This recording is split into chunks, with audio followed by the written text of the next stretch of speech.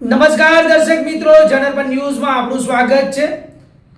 હું છું આપણો મિત્ર કંચન પરમાર। આવો સાંભળીએ આજના મુખ્ય સમાચાર। શિનોર પોલીસ સ્ટેશનના પરેના ગુનામાં કામે છેલ્લા 2.5 વર્ષથી નાસ્તા ફરતા વોન્ટેડ આરોપીને ભોગ બનનારને નર્મદા જિલ્લા ખાતેથી શોધી કાઢતી વડોદરા ગ્રામ્ય જિલ્લા પેરોલ ફ્લો સ્ક્વોડ।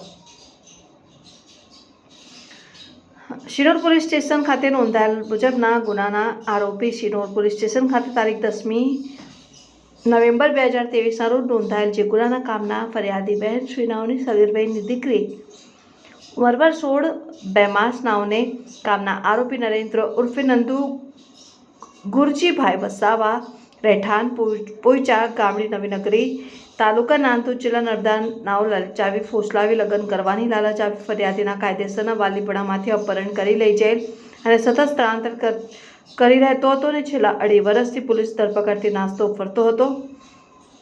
આ સંદર્ભે નાસ્તા ફરતા આરોપી ગુનાના કામે ભોગ બનનાર કિશોરીને શોધી કાઢી પરિણામલક્ષી કામગીરી કરવા સૂચના આપેલ, જે દરમિયાન ટીમના